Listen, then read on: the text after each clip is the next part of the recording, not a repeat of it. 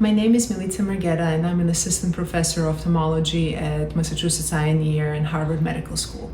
I'm a clinician scientist, and I focus on studying and treating glaucoma, which is a devastating blinding disease that affects approximately 3 million Americans and 60 million people around the world.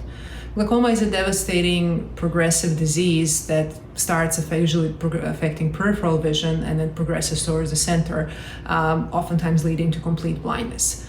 And while we do have treatments for glaucoma, which involve drops and lasers and surgery, all of them are focused on lowering the intraocular pressure, which is one of the risk factors for glaucoma. However, despite our best intentions, many patients still continue to progress despite surgical and medical options, and ultimately go completely blind or legally blind from glaucoma. So what is truly missing in this field is a therapy that would directly address the cell type that is dying glaucoma, which is the retinal ganglion cell, or basically the neuron that connects the eye to the brain.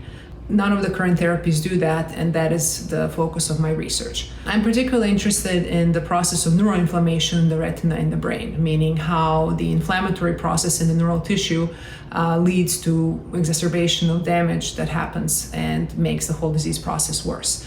The specific cell type that I'm interested in studying is called microglia. They're basically the first-line immune responders in neural tissue, and they can do really beneficial things during development and homeostasis in the tissue, but they can also be very harmful. So they can produce toxic molecules and inflammatory cytokines. They can engulf still living cells, and they can activate surrounding cells and make the whole cellular milieu pro-inflammatory and worsen the damage. My goal when I started all of this research was to really understand what microglia do in glaucoma. And in order to do that, I isolated microglia from 2 glaucoma mouse models. And using a technology called RNA sequencing, I was able to figure out which genes are turned on versus turned off in microglia from glaucoma. And the key finding was that microglia in glaucomas basically transition from a sort of steady state, beneficial state to an activated neurodegeneration-associated state, which involves production of pro-inflammatory cytokines, neurotoxic molecules, as well as a molecule called ApoE.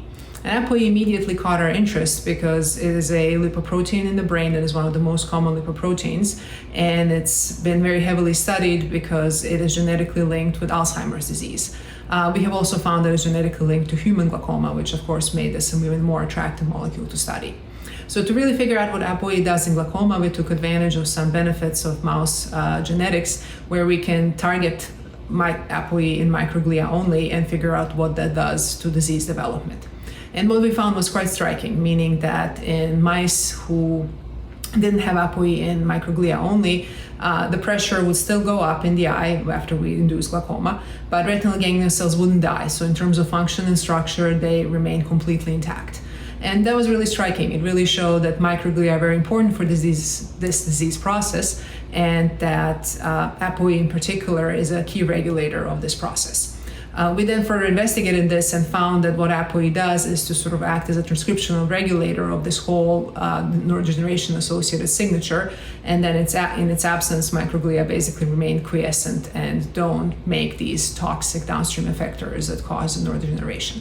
So this was very exciting for us, but of course the whole point of doing this was to hopefully identify new ways of treating glaucoma.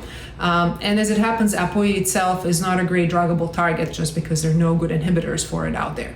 But we immediately focused on then some of the other molecules that we identified using RNA sequencing, hoping to identify a toxic downstream effector of ApoE, which we could then target pharmacologically.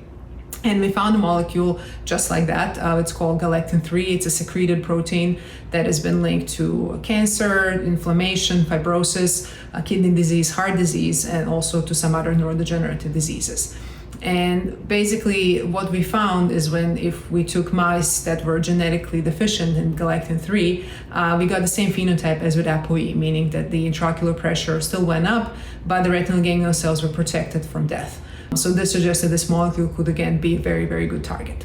So to truly test this, then we performed the same experiment using intravitreally administered galectin-3 inhibitors, and we found that even if we administered these inhibitors after the pressure had already gone up, retinal ganglion cells were protected from death. This was very encouraging because in some ways this mimics what we might see in a patient who presents with elevated pressure or already existing glaucoma.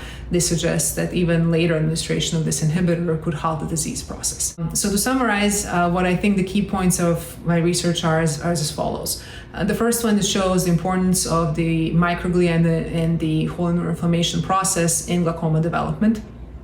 Sometimes in this disease, we tend to focus on intraocular pressure exclusively, or on the retinal ganglion cells, the cells that die. And this really shows the importance of the surrounding cells and the whole cellular milieu on the disease development. Furthermore, I think we can pretty safely say that ApoE and galectin-3 signaling pathway plays an important role in glaucoma development, and it's a very promising signaling pathway that can target to develop new therapies for this disease.